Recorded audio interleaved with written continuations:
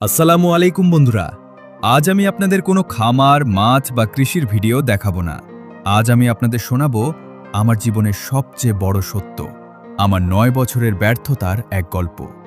আজ ২০২৬ সাল, অথচ আমার এই অনলাইন যাত্রা শুরু হয়েছিল আজ থেকে প্রায় ৯ বছর আগে, ২০১৭ সালে।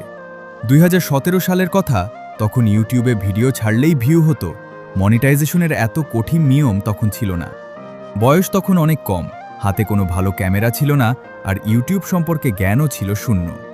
প্রতিদিন অন্যের টিউটোরিয়াল দেখে দেখে নিজে নিজে ভিডিও এডিটিং আর ইউটিউবের টুকটাক কাজ শিখতে শুরু করি। এলাকায় তখন অনেক বন্ধুবান্ধব ছিল, সবাইকে সাথে নিয়ে মনের আনন্দে ফানি ভিডিও বানানো শুরু করলাম। এক এক করে প্রায় ২০০-এর ওপর ভিডিও আপলোড করে ফেললাম, কিন্তু দিন শেষে সফলতার মুখ দেখতে পারলাম না।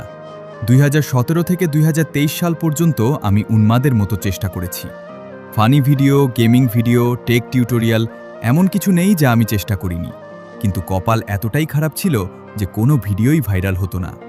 ২০২৩ সালে এসে ভাবলাম ডেইলি ভ্লগ শুরু করি। আলহামদুলিল্লাহ, আমার একটা ভ্লগ ভিডিও ভাইরালও হলো, কিন্তু খুশির স্থায়িত্ব ছিল খুবই কম। ঠিক তখনই আমার সেই চ্যানেলটি হ্যাক হয়ে যায়। চোখের সামনে নিজের বছরের বছর ধরে করা কষ্টটা নিমেষেই হাওয়া হয়ে গেল। চ্যানেলটা হ্যাক হওয়ার পর ভেতর থেকে একদম ভেঙে পড়েছিলাম। অনলাইনের মায়া ত্যাগ করে ভিডিও বানানো একেবারে ছেড়ে দিয়ে আমি ঢাকা চলে যাই একটা চাকরি করতে। কিন্তু যার রক্তে ভিডিও বানানোর নেশা ঢুকে গেছে, তাকে কি আর চার দেয়ালে চাকরি আটকে রাখতে পারে?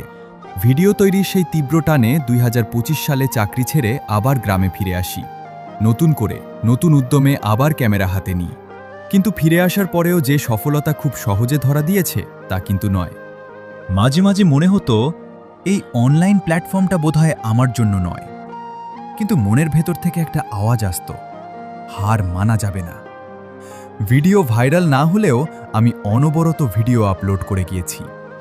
আর আজ আপনাদের দোয়ায়, আল্লাহর অশেষ রহমতে আমার চ্যানেলের মনিটাইজেশন অন হয়েছে। ৯ বছরের কষ্টের পর এই ছোট অর্জনটুকু আমার কাছে অনেক বড়। আমি এতদূর পর্যন্ত একা একা লড়াই করে এসেছি, কিন্তু এখন আর একা এগিয়ে যাওয়া সম্ভব নয়। এখন প্রয়োজন আপনাদের একটু ভালোবাসা আর সাপোর্ট। আপনারা পাশে থাকলে আমার এই ৯ বছরের দীর্ঘ অপেক্ষা আর ব্যর্থতা একদিন সাফল্যে রূপ নেবে ইনশাআল্লাহ। ভিডিওটি যদি আপনার মনকে ছুঁয়ে থাকে, তবে অবশ্যই লাইক, কমেন্ট এবং শেয়ার করে আমার পাশে থাকবেন। দেখা হবে আগামী দিনে নতুন কোনো গল্প নিয়ে। আল্লাহ হাফেজ।